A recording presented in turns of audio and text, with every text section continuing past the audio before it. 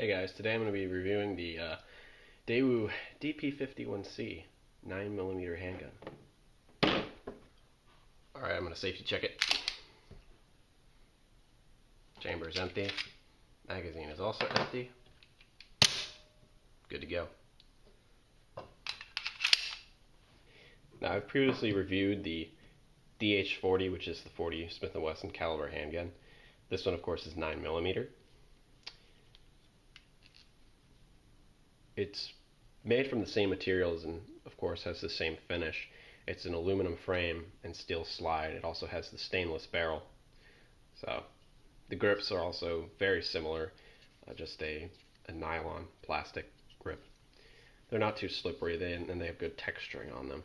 There's also that same texture on the rear as well as the front of the grip. Now this handgun is much more compact than the 40 caliber. It isn't as rounded on the grip. It's a straight grip.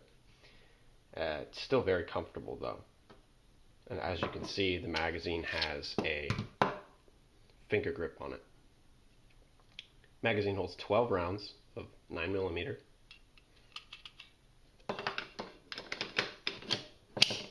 The handgun is made by Daewoo Precision Industries in South Korea, and it was imported for several years, but of course they've stopped importing these as Daewoo handguns, so they're kind of difficult to find, but they're great handguns. It has the typical 3-dot sights, and like I said about the DH40, it's a very Smith & Wesson style handgun, much like the 80s and 90s Smith & Wesson pistols. The safety is located right here, down for fire, up for safe. It does not have a decocking function. It does, however, have Daewoo's famous triple action. Essentially what that does is it allows you to carry the handgun with the hammer down but still cocked. So you've got, and I'm going to pull the trigger just to kind of show you what's happening here. You've got your standard double action, you have single action, and then you have triple action where the hammer goes forward.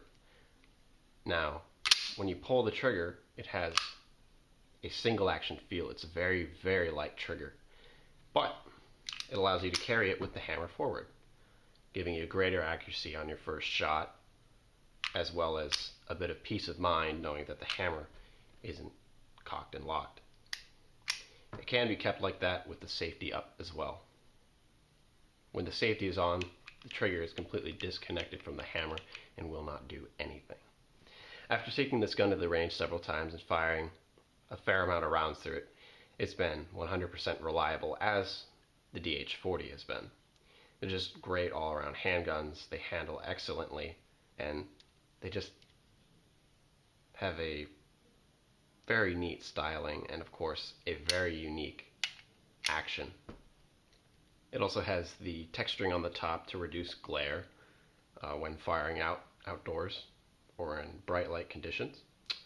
It also has a ridge here for your finger when you're holding it with two hands, which is kind of nice. I wish there was texture here, as it is kind of slick, but you know, it's easy enough to get a good two-hand grip with this gun.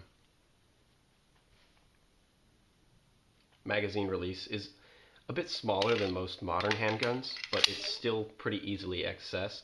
You don't have to change your grip to activate it, which is always a plus. I will have a video in the description as well as tagged right here that will take you to some shooting footage of this handgun.